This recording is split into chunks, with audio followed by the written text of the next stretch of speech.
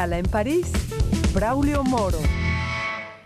Bienvenidos a Escala en París, una emisión de Radio France Internacional en colaboración con la televisión France 24 en español.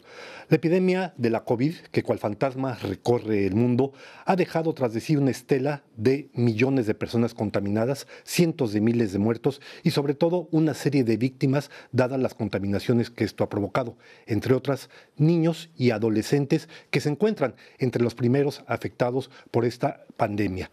Para hablar de ello, de sus consecuencias, de qué soluciones se pueden encontrar, de las experiencias que hay a este respecto, saludamos aquí en nuestro estudio a Marie-Rose Moro, psiquiatra infantil, autora de una serie de libros en la materia que se pueden encontrar en inglés, francés y español, y doctora también en este tema en el Hospital Cochin de París. Marie-Rose Moro, bienvenida a esta Escala en París.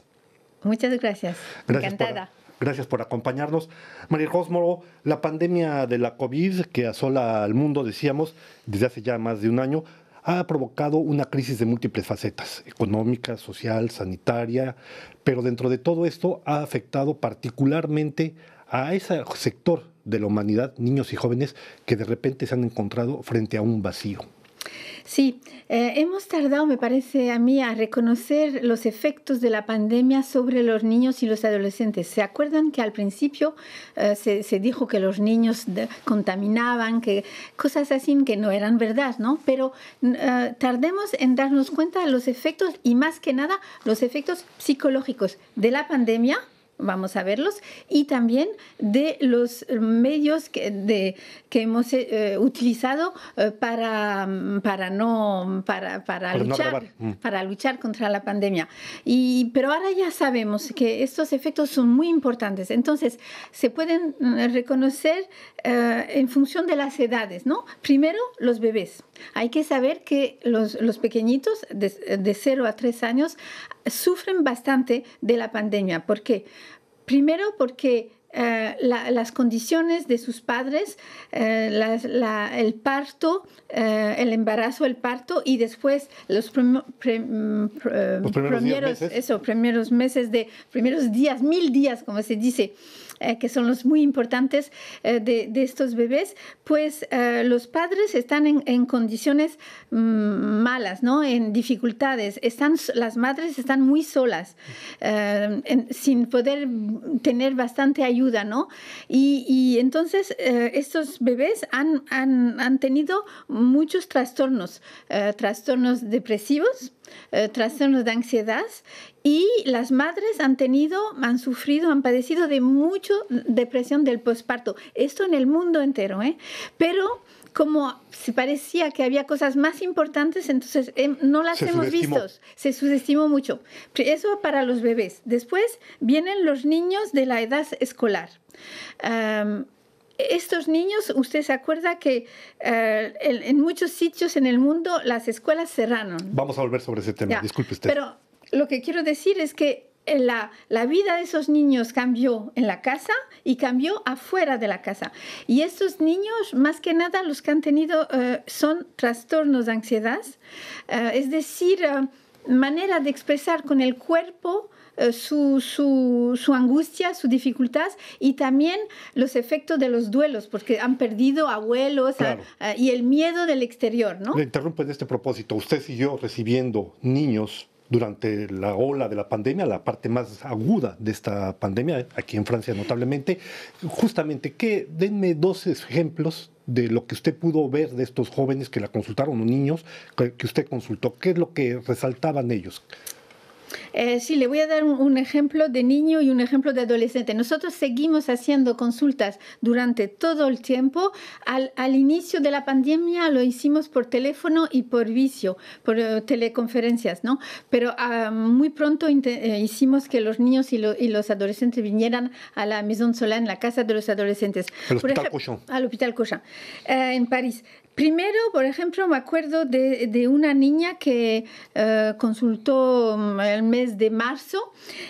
Pues esa niña tenía 10 años, entonces ya no tenía escuela desde hace más de un mes, y sus padres le habían explicado mucho que el exterior no se podía salir, que era como una guerra, que había un bicho. Bueno, todos esos miedos que se dice a los niños para que ellos cambien su comportamiento y acepten de estar en la casa, de no salir y eso. Entonces la niña, como si fuera demasiado, escuchó demasiado, ¿no? Entonces ella empezó a desarrollar como un miedo del exterior.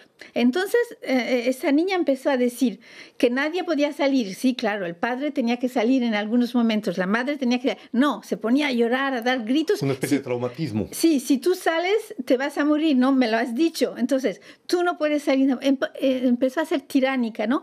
Y empezó a tener muchos dolores en el cuerpo, por todo el cuerpo, ¿no? Entonces, llegó un momento que sus padres llamaron por el teléfono y dice, bueno, no sé si es el COVID o otra cosa, pero esta niña tiene un miedo y en realidad eran trastornos que nosotros llamamos fóbicos, es decir, que el exterior da miedo, ¿no?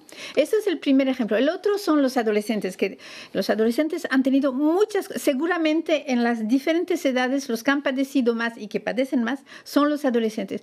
Y esos adolescentes empezaron por tener trastornos de ansiedad y muy pronto depresión y ganas de morir, ¿no? Entonces, lo que a mí me tocó más fue, por ejemplo, un niño de 16 años y medio, que él vivía bien con sus padres, sus hermanos, sus amigos y eso, y su abuelo murió en el hospital de COVID, ¿no?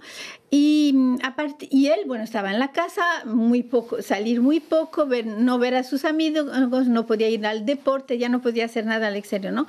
Entonces empezó a desarrollar la idea que, bueno, ¿para qué vivir, no? ¿Qué significa para mí vivir? ¿Qué importancia tiene? Claro está. Esas preguntas de los adolescentes, ¿no? Y entonces, ¿cómo se dejó morir, ¿no? Es decir, estaba en la habitación, ya no quería salir, no quería comer, no quería hablar a sus amigos, no quería escuchar música con sus amigos por teléfono o por esos medios de comunicaciones que tenemos durante esta pandemia que nos ayuda a tener relaciones. Él había perdido el gusto de la relación con el mundo exterior.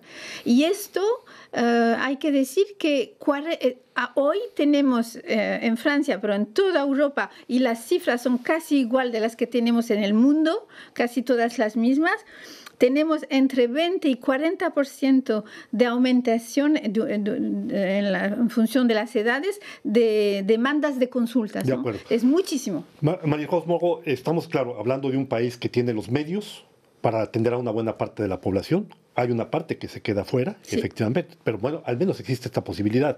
Usted ha tenido oportunidad también de estar en México, en Argentina, en Colombia, en países de América Latina, donde esos medios son mucho más restringidos, mucho más limitados. Hay gente que dice, por ejemplo, en el caso de Argentina, que es el país que más ha confinado en el mundo, más de un año, donde los jóvenes estuvieron fuera de las escuelas, hay gente que empieza a decir, estamos frente a una generación perdida. ¿Es válido este tipo de argumento, piensa usted? He hecho muchos intercambios y conferencias con Argentina porque tengo muchas relaciones con Argentina y por ejemplo, durante la pandemia. Y yo no estoy de acuerdo, aunque sé, es verdad, hay muchas, en Francia, en Europa, hay muchas inigualdades y mismo para poder tener consultas. Y yo sé que en Latinoamérica, en todos los países que ha dicho usted, es todavía más difícil y hay más diferencias y más dificultades, pero no se puede decir que la generación que está del COVID es una generación sacrificada. No, porque sería decir, como se dice en francés, una pena doble, ¿no? Es decir, sí, han tenido muchas dificultades. Sí es verdad que lo más que hoy es mañana, es decir, cómo esos jóvenes se representan el mundo de mañana, su función, su papel en el mundo, la capacidad para ellos de actuar y de cambiar el mundo. Es verdad que todo eso es un poco difícil para ellos, pero decir que son sacrificados, es decir, que ya no hay nada que hacer, eso no corresponde ni la realidad de los niños y de los adolescentes, que muchos de ellos mismos, las historias que yo le contaba antes por ejemplo, este adolescente que perdió el deseo de salir. El deseo de salir y el deseo de vivir, pues él lo volvió a encontrar. Bueno, él tuvo la posibilidad de hablar con un psicoterapeuta durante unas semanas más que nada, y eso le hizo mucho bien, pero yo he visto muchos adolescentes encontrar modalidades de salir de eso. No se puede decir eso porque sería nuestra visión, nosotros los adultos del mundo, y es quitarle todavía la posibilidad de resiliencia, de competencia. Hay esta palabra que yo iba a citar, me la ha sacado usted de la lengua, la resiliencia, es decir, la posibilidad de adaptarse y ir avanzando. Aquí en Francia, por ejemplo, empezamos a una especie de vuelta a la normalidad, pero que no es tal. Viendo a futuro, se empiezan a abrir las escuelas con ciertos límites.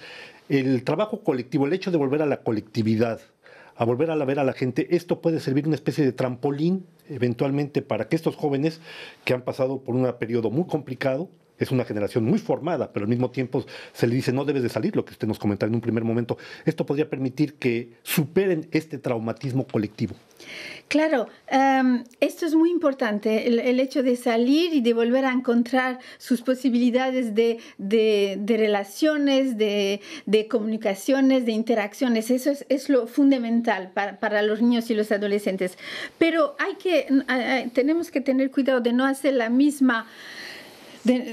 mismo error que hicimos durante la crisis, ahora en este momento de la post-crisis, porque al nivel psicológico los efectos de lo que hemos vivido, que son, por ejemplo, igual los efectos de una guerra en otras situaciones, pues al nivel psicológico son todavía más importantes después, porque al momento que ya el peligro exterior ya no es tan fuerte, se puede decir, tengo miedo, no estoy bien, no tengo ganas, más todavía que antes, porque antes había que sobrevivir, y después estamos en una situación no solo de sobrevivir, sino de inventar una nueva manera de vivir, porque esta crisis no es 1 año y medio y después pasamos a otra cosa, ¿no? Es algo que va a tener efectos y que yo creo que va a permitir a la nueva generación de tener fuerza y de tener inventividad, pero hay que ayudarles. Hay que ayudarles, hay que tener confianza en ellos. Lamentablemente el tiempo se va muy rápido, Marie-Rose Morgo.